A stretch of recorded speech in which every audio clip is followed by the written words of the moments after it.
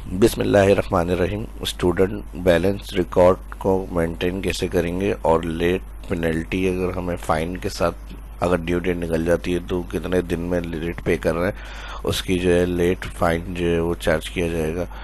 तो ये किस तरह से रिकॉर्ड रखेंगे हम माइक्रोसॉफ्ट एक्सेल में कि ऑटोमेटिक डेज काउंट होते रहे उनके और उनकी लेट फीस जो है वो पेनल्टी उनकी ऐड होती रहे जो उनका पैड बैलेंस है उसके अंदर। तो ये माइक्रोसॉफ्ट एक्सेल में आज की इस क्लास के अंदर हम देखेंगे। तो चलिए शुरू करते हैं। माइक्रोसॉफ्ट एक्सेल को ओपन करेंगे। यहाँ मैंने कॉलम बनाए हुए GR students course admission date admission fees total paid balance due date remaining days after due date बाद जो उनकी पेमेंट होगी वो।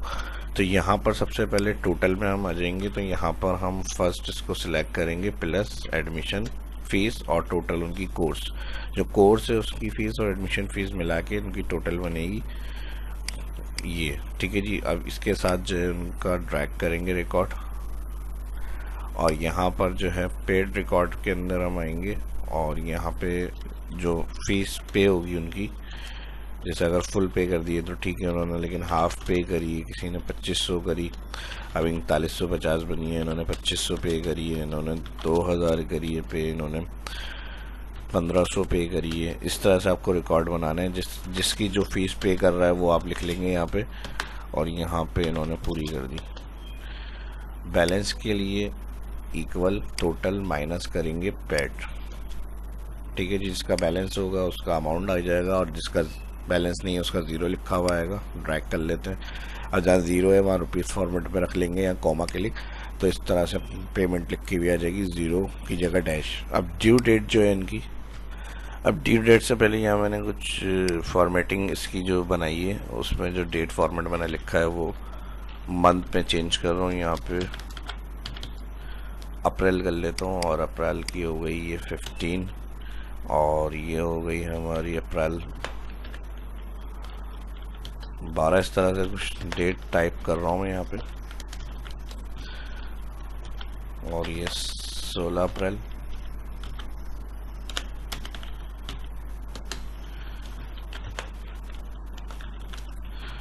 और इसी को ड्रैग कर लेते हैं। अब ये डेट है और ये ड्यू डेट रखते हैं हम। इनकी ड्यू डेट है जैसे मिसाल के तौर पर 20 अप्रैल को इनको पे करना है। इनकी जो थी वो 12 थी और 16 अप्रैल जो है वो ड्यू डेट थी।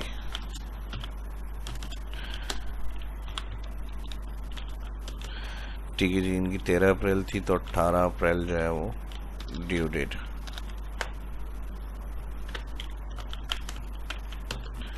इसी तरह से जिसकी जो ड्यू डेट है वो आप यहाँ के हिसाब से देख के लिखते हैं, टाइप कर लेंगे। ये तो आपको डायरेक्ट डेटा एंट्री करनी है और ये 15 तारीख थी इनकी 22 अप्रैल।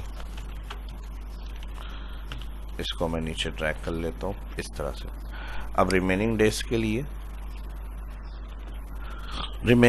के लिए फर्स्ट ड्यू डेट सेल को सिलेक्ट करके हम माइनस कर देंगे टुडे का माइनस करने से फ़ायदा ये होगा कि करंट सिस्टम डेट जो है वो अपडेट होती है। जब इसको हम ओपन करेंगे वर्कबुक का टुडे अपडेट होगा और इस डेट से माइनस कर देगा टुडे, तो दिन ऑटोमेटिक जो है माइनस होते रहेंगे उसके।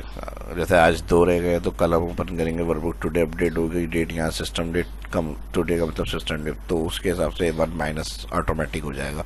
एंटर कर लेंगे। अगर ये डेट फॉर्मेट में है तो यहाँ नंबर सेक्शन से जर्नल क्लिक और ड्रैग कर लें इसको। आफ्टर ड्यू डेट के लिए कि ऑटोमेटिक अगर किसी की डेज निकल गए और उन्होंने पेमेंट नहीं करी है तो ये हाईलाइट भी हो जाए और हाईलाइट के साथ यहाँ उनकी ड्यू डेट पेनल्टी जो है फ़ाइन लिखा हुआ आ जाए 500 है। जितने भी आपको फ़ाइन चार्ज करने हैं कि भाई 100 आ जाए 200 उनकी लेट फीस आ जाए। तो यहाँ पर इसके लिए हम लगाएंगे इफ़ इस सेल को रिमेनिंग डेज जो फर्स्ट आ रहा है सिलेक्ट करेंगे लेस देन इक्वल, अगर ये 1 है कॉमा, तो यहाँ इनकी लेट फीस जो होगी वो 200 चार्ज करनी है, वरना अदर में वैल्यू है फॉल 0। अगर उनकी लेट फीस अभी डेज बाकी हैं तो कोई भी अदर में वैल्यू लिखी हुई नहीं है 0 हो जाए। एंटर कर लें। अभी डेज बाकी हैं 0 और इसी को नीचे ड्रैग करेंगे तो ये ऑटोमेटिक होगा। जब आप वर्कबुक को ओपन करेंगे तो डेज माइनस होंगे। अगर इनकी पे हो जाती है तो सही है, अगर नहीं होगी तो वो जो है क्या कहते हैं उनकी लेट फीस यहाँ पर लिखी हुई आ जाएगी। इसमें 1-2 कॉलम और बनाने पड़ेंगे हमें, उसके लिए मैं समझाता हूँ क्यों बनाने पड़ेंगे। पहले अगर ये 0 लिखी हुई आ रही है वैल्यू, यहाँ से हम कॉमा क्लिक कर लेते हैं और यहाँ से मैं एक कॉलम ऐड कर रहा हूँ। यहाँ से मर्ज एंड सेंटर, बॉर्डर, और इसको भी सिलेक्ट करेंगे मर्ज एंड सेंटर। फॉर्मेट दोबारा यहाँ तक हेडिंग कवर करनी है, सिलेक्ट, एक दफ़ा क्लिक करेंगे अनमर्ज, दोबारा क्लिक करेंगे तो मर्ज।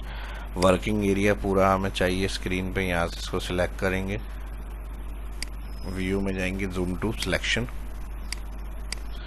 और यही फॉर्मेट इधर भी देना है। होम मेन्यू में जाएंगे, फॉर्मेट प्रिंटर, और यहाँ से मैं इसको सिलेक्ट करूँगा।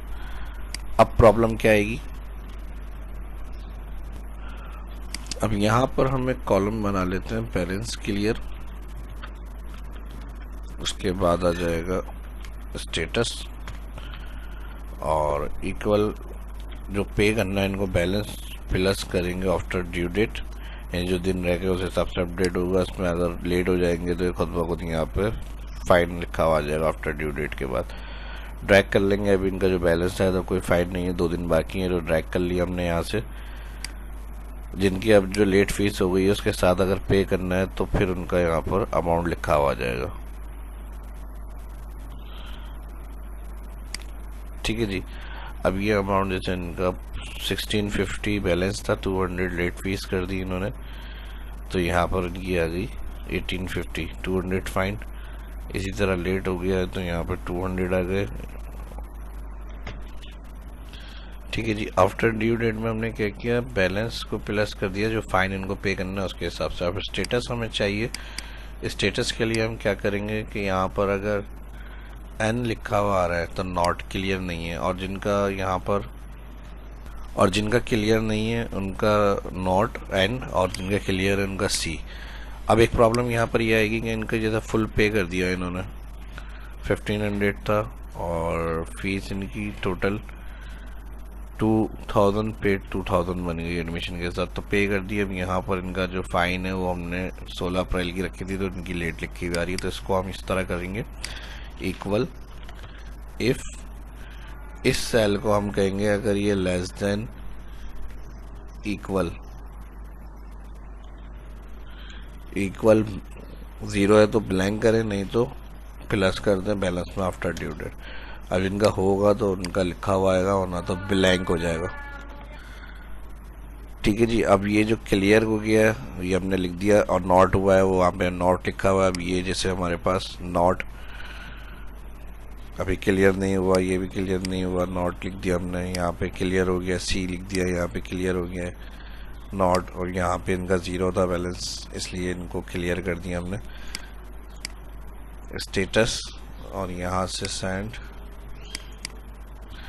अब इसका सॉल्यूशन क्या है, जैसे क्लियर हो गया तो इनकी लिमिटिंग डेज आ रहे, तो इसके लिए हम इसको यूज़ कर लेते हैं इफ फंक्शन के साथ, एंड फंक्शन के साथ, बैलेंस डॉट इक्वल, ओपनिंग और क्लोजिंग टैग लगा के हम कहेंगे अगर ये नॉट इक्वल है ब्लैंक, कॉमा, फर्स्ट ये कंडीशन चेक करें और फिर एंड को यूज़ करा है तो दोनों में सेम होना चाहिए। तो फर्स्ट सेल हमने कहा इसको चेक करें अगर ये बराबर नहीं है ब्लैंक कॉमा, और सेकंड सेल स्टेटस वाला चेक करें ये बराबर है सी, सी मतलब क्लियर, ब्रैकेट क्लोज। तो यहाँ पर सबसे पहले काम आपको क्या करना है, ब्रैकेट एंड का क्लोज, एंड का क्लोज करने के बाद हमने इफ़ ट्रू कंडीशन से यहाँ सेट किया, इधर एंड क्लोज किया लॉजिकल टेक्स्ट के साथ, और फिर इफ़ ट्रू कंडीशन में हमने कहा यहाँ पर ब्लैंक शो करें, कॉमा नहीं है अगर, यानी यहाँ पर बैलेंस 0 नहीं है, नॉट इक्वल ब्लैंक, और यहाँ पर ये बराबर नहीं है सी, तो फिर क्या करना है, इसके बाद वैल्यू ऑफ फॉल्स, जो ये ड्यू डेट सेल इसको माइनस करना है टुडे, ये हो गई वैल्यू ऑफ फॉल्स, और यहाँ पर हम कर देंगे इसका ब्रैकेट इफ़ का क्लोज। अब ये माइनस वाली कंडीशन सॉल्व हो जाएगी, ड्रैग करेंगे हम जहाँ क्लियर लिखा हुआ बैलेंस 0 है, इनका ब्लैंक हो जाएगा, यहाँ पे हो गया। ठीक है जी। तो इस तरह से अब जो है यहाँ पे आप बस आपको इसके अंदर एक दफ़ा फॉर्मेट बना लिया आपने। अब जो आपके पास पेमेंट रिसीव हो गई, आपने सिंपल यहाँ से जाके उसको सी क्लियर करा, ठीक है जी। आफ्टर ड्यू डेट के बाद जो भी इनकी थी वो वहाँ पे क्लियर हो गई, ड्यू डेट भी रिमेनिंग हट गई। अब जैसे इनकी क्लियर हो गई, सी आपने प्रेस करा, सब क्लियर, ये ऑटोमेटिक इस तरह से आपकी वर्किंग होगी। जिसकी नहीं है क्लियर उसकी ड्यू डेट चेक होगी, और फिर रिमेनिंग डेज के हिसाब से टुडे लगा हुआ ऑटोमेटिक यहाँ से माइनस होते रहेंगे डेज, तो जितने दिन में वो पे करेंगे उनकी डेट, जैसे 15 तारीख थी, अब आज 18 है, उन्होंने 17 तारीख की ड्यू डेट रखी, तो यहाँ ऑटोमेटिक टुडे फार्मूला माइनस करेगा, उनकी लेट फीस लिखी हुई आनी चाहिए अगर फार्मूला सही काम कर रहा है तो। ठीक है जी, -1 हो गया, 200 उनकी लेट फीस हो गई, 650 पे करने थे, 850 हो गया नॉट। ये था ऑटोमेटिक सॉफ्टवेयर की तरह से सारा काम कैसे हो रहा है, ये मैंने आपको आज की इस वीडियो के अंदर समझाया। तो उम्मीद करता हूँ वीडियो आपको पसंद आई होगी। वीडियो पसंद आई तो लाइक करें ज़्यादा से ज़्यादा, और दोस्तों के साथ सोशल मीडिया पे इस वीडियो को लाजमी शेयर करें। इसके हवाले से कुछ बात समझ में नहीं आई क्यों रही है तो वीडियो की डिस्क्रिप्शन में कमेंट में पूछ सकते हैं। क्लियर, नॉट क्लियर, ये चीज़ें आप अपने हिसाब से कलर हाईलाइट स्टेटस रख सकते हैं, इक्वल में जाए, यहाँ पर इक्वल टू कर लें, सी कर लें, सी को किस कलर में चाहिए क्लियर है तो यहाँ से इस तरह से कलर में आ जाए बोल्ड। और अगर अपना बनाना है यहाँ पे हाईलाइट इक्वल कस्टम फॉर्मेट, तो कस्टम फॉर्मेट एन, अब मैंने एन और सी रखा है, पूरा पूरा क्लियर लिख सकते हैं, नॉट क्लियर लिख सकते हैं इस तरह से। कस्टम फॉर्मेट में कलर ये हो जाए, फ़ॉन्ट में जाएंगे, बोल्ड हो जाए और कलर वाइट हो जाए, ओके कर दें। और जो नॉट होंगे उनका इस तरह से लिखा हुआ आ जाएगा, जैसे मैंने यहाँ नोट कर दिया, नहीं हुई क्लियर, नहीं हुई क्लियर, तो इसकी इस तरह से हिसाब से रिमेनिंग डेज और यहाँ पे उनकी लेट फीस। लेकिन इनका स्टेटस 0 आ रहा है तो यहाँ बैलेंस क्लियर हुआ हुआ है, क्योंकि इधर कोई चीज़ इनकी नहीं है, तो इधर भी हमें स्टेटस सी रखना है। जिनका बैलेंस 0 होगा यहाँ आपको चेक करना है। ठीक है जी, तो उनका लाजमी ऑब्वियसली आपको क्लियर करना है कि उनकी फुल फीस पे हुई हुई है। तो थोड़ी बहुत डिफरेंट चीज़ हो सकती है, उसमें आप अपने हिसाब से चेंजेस रख सकते हैं कि अदर फार्मूलों का हेर फेर है, उसको यूज़ करने का तरीका किस तरह से, कौन सा फार्मूला लगाना चाहिए अपने नीड अकॉर्डिंग टू नीड, अपने नीड के हिसाब से जिस तरह की है उस तरह से आप फार्मूले को समझ कर अपना खुद से भी अप्लाई कर सकते हैं। जिस तरह मैंने एक्सप्लेन करें, मैंने अपने हिसाब से थोड़ी चीज़ें समझाई हैं। अगर इसमें कुछ रद्दो बदल करनी है, चेंजेस करनी है, तो वो आप अगर कमांड है फार्मूलों की तो अपने हिसाब से भी इसको अप्लाई कर सकते हैं। तो बेहतर जो मुझे समझ में आ रहा था वो मैंने उस तरह से अप्लाई करा, आप और इसको बेहतर करके बना सकते हैं। अगर मेरी हेल्प चाहिए तो बिल्कुल इस वीडियो की डिस्क्रिप्शन में कमेंट में पूछें। आप लोगों को अब क्या करना है, इसको लाइक करना है, शेयर करना है, और जो फर्स्ट देखें चैनल को सब्सक्राइब करना है। मिलते हैं नेक्स्ट वीडियो में। अल्लाह हाफिज़।